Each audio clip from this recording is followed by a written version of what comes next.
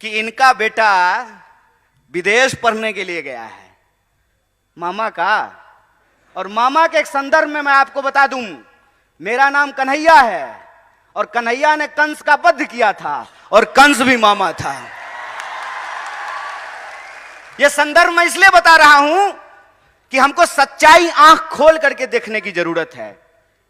इस प्रदेश में गरीब के लिए महाविद्यालय नहीं बनेगा, गरीब के लिए विश्वविद्यालय नहीं बनेगा, गरीब के लिए छात्रावास नहीं बनेगा। क्यों?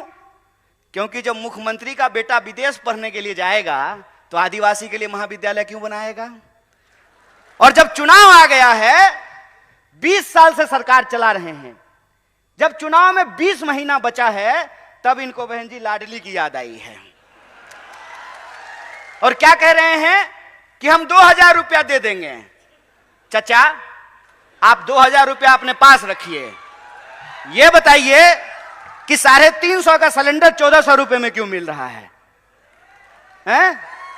750 रुपया तो रिचार्ज कराने में लगता है। बहनें यहां पे बैठी हुई हैं, 2000 रुपया दे दीजिएगा तो 2 महीना ठीक से 2 मोबाइल रिचार्ज भी नहीं हो पाएगा। ठगते हैं, ठग रहे हैं हमको। आपका खेल हम समझ रहे हैं, आपका खेल हम समझ रहे हैं कि आप हमारे आंख में धूल झोंक करके हमारी संपत्ति, हमारा रिसोर्स हमसे छीन रहे हैं। और जब हम अपने जल जंगल जमीन की बात करते हैं तो ये हमारे ऊपर तरह तरह का आरोप लगाते हैं। कहते हैं जल जंगल जमीन की बात करने वाले लोग अर्बन नक्सल होते हैं। हाय रे गृह मंत्री, बड़ी दया आती है आप पे। 2 बार की सरकार है इनकी, 20 साल से मध्य प्रदेश में सरकार चला रहे हैं। और मेरे पिताजी मुख्यमंत्री नहीं थे, ना प्रधानमंत्री थे।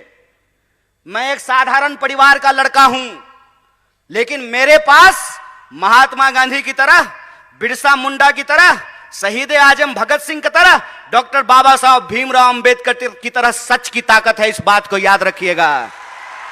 अरे पूरी ताकत लगा लीजिए, आप हमारी सच्चाई को नहीं बदल सकते हैं। हम सच के लिए लड़ रहे हैं, हम अपने लोकतांत्रिक अधिकार के लिए लड़ रहे हैं। और लोकतंत्र का क्या मतलब होता है? लोकतंत्र का मतलब यह होता है कि जैसे मुख्यमंत्री के बेटा का वोट 1 होता है, उसी तरह से आदिवासी के बच्चा का भी वोट 1 होता है। अगर मुख्यमंत्री के पास पैसा है, वो अपने बच्चे को विदेश भेज सकता है, तो हम भी इस देश में टैक्स देते हैं। हमारे बच्चों के लिए भी अच्छी शिक्षा की व्यवस्था होना चाहिए, अच्छा अस्पताल होना चाहिए, अच्छी सड़कें होनी चाहिए, महिलाओं की सुरक्षा होनी चाहिए। यह हमारा हक है। और जब हम अपना हक मांगते हैं तो हमारी बात को गुमराह करने की कोशिश करते हैं, लेकिन हम गुमराह होने वाले नहीं हैं। इनका खेल हम समझते हैं। हम आपके टैक्स के पैसे से, आपके टैक्स के पैसे से हमने पीएचडी की है, हमने आपका नमक खाया है। और हम नमक हराम नहीं हैं, हम नमक हलाल हैं। और हम आपके साथ यह नमक का वादा करते हैं क्योंकि हम महात्मा गांधी की पार्टी से हैं। और महात्मा गांधी ने नमक का आंदोलन कराया था और अंग्रेजों को धूल चटाया था। इस बात को हम इनको याद दिलाना चाहते हैं। अगर हम इस देश को अंग्रेजों से मुक्ति दिला सकते हैं तो अंग्रेजों की चापलूसी करने वालों से भी मुक्ति दिला सकते हैं।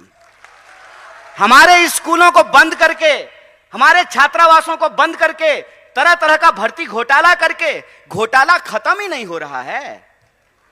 रोज नया घोटाला पैदा हो जाता है। अभी जो नया घोटाला आया है उसका नाम है पटवारी घोटाला।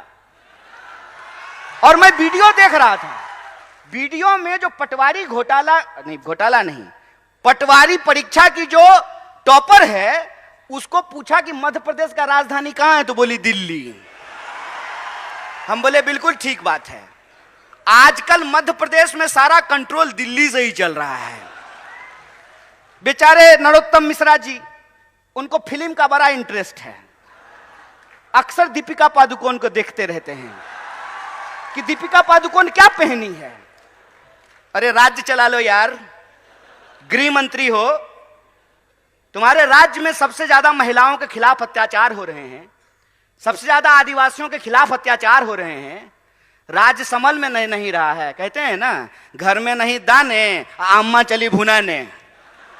पहले अपना राज्य तो चला लीजिए। आए दिन घोटाले होते रहते हैं और पूरा कंट्रोल। पहले इनको मुख्यमंत्री बनने का मन था, मुझे भी सूत्रों से पता चला है। क्या क्या जी साहब, मीडिया के लोग यहां बैठे हुए हैं, बोलिए ना, डरिए मत। अरे लोकतंत्र है, सबको बोलने का हक है। अरे हम लोग तो एक नारा लगाते हैं, जगह है कितनी जेल में तेरे, देख लिया है देखेंगे। कितने लोगों को जेल में डाल देंगे। सच बोलिए, सच की ताकत होती है। पहले इनको कहा कि ऐसे ही उलझुल बात किया करो, सोशल मीडिया पे पॉपुलर हो जाओगे। और जैसे पटवारी की परीक्षा की टॉपर को मध्य प्रदेश की राजधानी दिल्ली लगती है, इनको भी सत्ता का केंद्र आजकल दिल्ली लगता है। और जब चुनाव आता है तो दिल्ली इंदौर में घूमना शुरू कर देता है। आजकल दिल्ली इंदौर घूम रहा है। तो जब आ ही गए हैं नेकी और पूछ पूछ, तो इनसे पूछ लेना चाहिए कि क्यों घोटाले पे घोटाले हो रहे हैं, क्यों आदिवासियों के खिलाफ अत्याचार हो रहे हैं, क्यों महिलाओं के खिलाफ अत्याचार हो रहे हैं, क्यों आपके द्वारा किए गए एक भी वादे पूरे नहीं किए गए हैं। और जब चुनाव आया है, लाडली योजना, समझ रहे हैं साहेब, अपने लाडले के लिए ये लाडली योजना लेकर के आए हैं साहब। ये सच्चाई हम देख रहे हैं। इस सच्चाई को मैं अपने आदिवासी भाई बंधुओं से कहना चाहता हूं, अपनी बहनों से कहना चाहता हूं कि ये मौका है कि जो 20 साल से आपने अत्याचार झेला है, उस अत्याचार का आपको बदला लेना है और उनको एहसास कराना है कि राजा का बेटा राजा नहीं होगा। यह लोकतंत्र की ताकत है। और लोकतंत्र की ताकत यह है कि सब लोगों को चुनाव लड़ना पड़ता है। कमलनाथ जी भी चुनाव लड़ते हैं, दिग्विजय सिंह जी भी चुनाव लड़ते हैं, और नरोत्तम मिश्रा को भी लड़ना पड़ता है। एक उदाहरण आप मुझे सोच करके बताइए। और यहां पे चूंकि कांग्रेस के वरिष्ठ नेता मौजूद हैं और हमारे आदिवासी भाई बंधु हैं, इसलिए कहना जरूरी है कि श्रीमती गांधी को 2 बेटे, संजय गांधी और राजीव गांधी, दोनों कांग्रेस में थे। बाद में संजय गांधी जी की पत्नी बीजेपी में चली गई, चुनाव लड़ी, चुनाव जीती। राजीव गांधी जी की पत्नी भी चुनाव लड़ी, चुनाव जीती। तो बीजेपी में लोकतंत्र कैसे है और कांग्रेस में राजतंत्र कैसे है? वहां जो बहुत चुनाव जीती तो वो लोकतंत्र है, और श्रीमती गांधी के यहां जो बहुत चुनाव जीते तो यह राजतंत्र है। हाय रे बेईमान, बेशर्मी देखे हो, बेशर्मी। अरे वे कौन